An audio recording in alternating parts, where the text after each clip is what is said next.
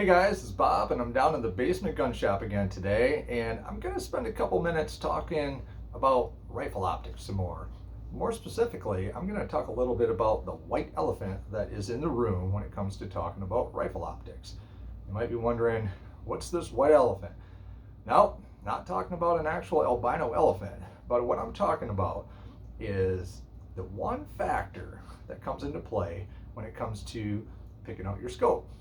If you're basing your scope upon content from YouTube creators like myself. So if you're watching these YouTube videos that people are producing about different rifle optics and scopes and things of that nature, there's something that we all have in common, or maybe not so in common, but there's something that we all do use. All these different cameras. In my case, I'm using a couple different GoPros. I'm using a Canon camera, and I'm using a Tacticam. Why does that matter so much? Well, I'm going to talk a little bit about that. So recently I've been putting out some content. I've been talking about the Arken optics. More particular, I've been talking about the actual Arken EP5. It's a new product. There's a lot of interest. Got my hands on a couple of them, and I'm able to make some content and maybe put some information out there to help consumers make a choice if it's the right optic for them. Drawn up a lot of attention and stirred up a good number of contents when I put one of those scopes out and I put out a comparison with that scope compared to a high dollar scope worth about 5 times as much. I do have some more footage coming out. I've got another high dollar scope from another brand along with that one, and some comments from the owners, from some people at the range who are what we can consider novice shooters or recreational shooters, as well as some more proficient and seasoned hobbyists, I could call them competitive type shooters, and getting some input from them. So stay tuned on that stuff, and there's more of the shoot through footage with the Tacticam on that one. So I'm editing that and piecing that together and trying to make a little bit more of a, how could we say, professional presentation on that one for you with some software. So hold on tight on that one. That one is coming out.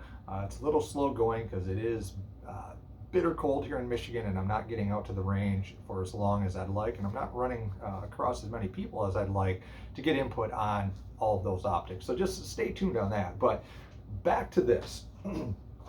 So talking about cameras, how are these influencing you, and how are these impacting the content that you're seeing?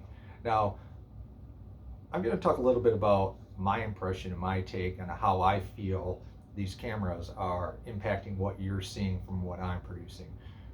Not speaking for others, but some of this is generalized stuff that you might not understand about cameras, and maybe you know more about cameras than even I do, and chime in. I'm by no means a camera expert, but I'm telling you what I'm dealing with trying to make content for you guys. So you'll notice that some of the content I'm putting out, I'm using the device I'm filming this thing on right now, which is my phone. And I'm taking my phone and I'm holding that device and right up behind the scope, and I'm trying to hold it steady when I'm freezing, and I'm trying to get the eye box just right, and I'm monkeying around with focus and everything else. It works, but it's tacky at best. I get that.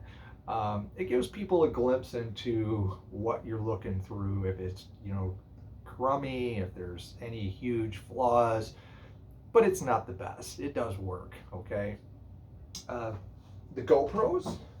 So I've used some mounts to get some shoot-through footage with GoPros, and I wasn't as impressed either. It didn't work as well as the Tacticam. Now, the Tacticam by itself has some inherent flaws as well, but it's got some strengths to it compared to using the GoPros, in my opinion.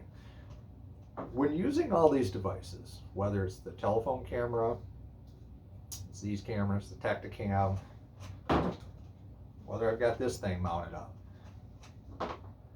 lots of settings on all these cameras that really impact what you're seeing, the final produced image. And I'm not even talking about getting into software editing. I'm simply talking about the raw image that the camera's producing. So my GoPro software, I can adjust it's called the ISO setting. The best thing I could say is that's affecting the light coming in, and it makes the brightness of the image, okay? So the ISO can be adjusted, the shutter can be adjusted, the image stabilization can be adjusted. The color can be adjusted. There's all kinds of adjustments on these. If you ever go to buy paint, if you ever go to buy something online, it may say actual image may vary from the little Pantone that you see on your monitor, because your monitor may be different than my monitor. Same with the images that these cameras produce. You got to keep that stuff in mind. As well, the environment.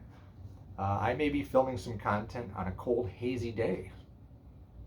I may film some content on a sunny, clear day.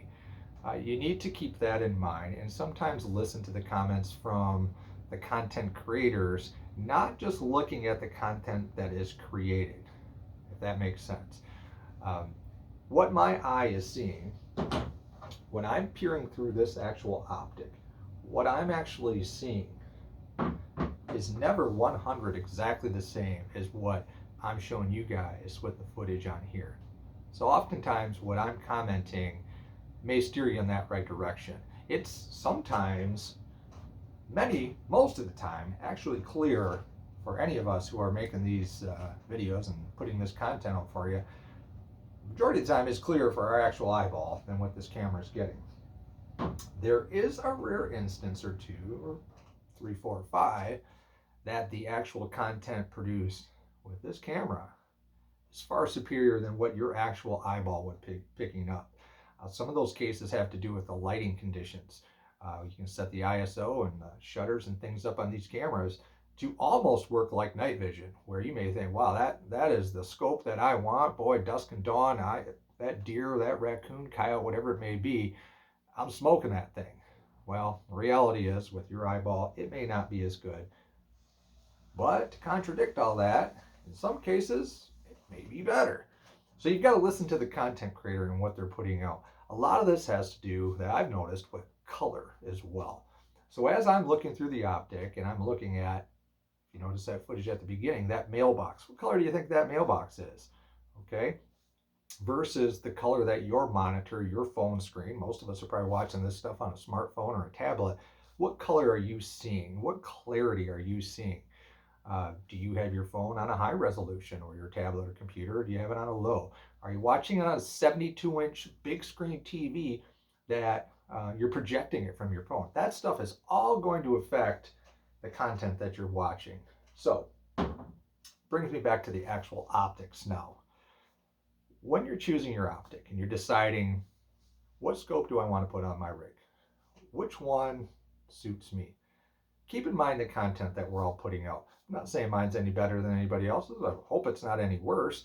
I try to keep it simple, but listen to what everybody is telling you as far as clarity, color, light, because it may actually contradict a little bit about what you're seeing. You might get confused. Hey, the guy said this, but it looked like this. So take an opportunity, if you can, head up to the store. If the optic that you're looking at is available, take that thing, look through it. If you've got a buddy, if you've got a friend who's actually got the scope that you're looking for, use it. Look through that thing. Try to take it out and get as much time behind it as you can. These videos do help out and steer you maybe away from something entirely if there's a feature you don't like, but having that actual product in hand is by far the best.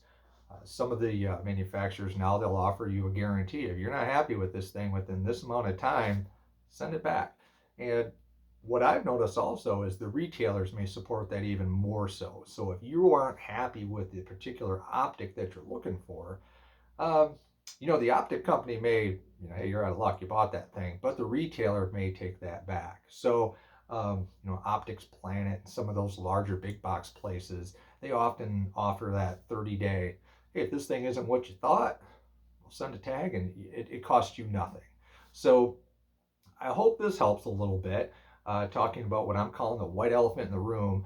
And this is just something that has become more and more aware to me as I'm editing software.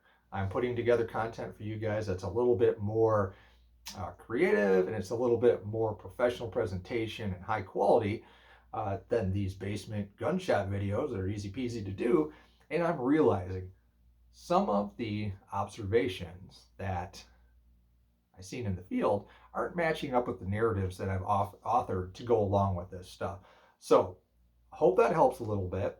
keep the comments coming, keep the questions coming. I appreciate that stuff. It's good dialogue. Boy, is this a heated, emotional topic. People get into these scopes, and yeah, it's good stuff. It keeps our community active.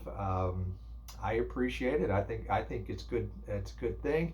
I enjoy making this content, and people following along, and I more so enjoy shooting, getting out and actually pulling that trigger. So bouncing that back to you guys, get out there, shoot your rifles, report back with, hey, it's a bunch of bullshit, Bob, or no, I think you're right about that, and I appreciate it. So until then, get out, do some shooting, and in my case, Michigan, stay warm.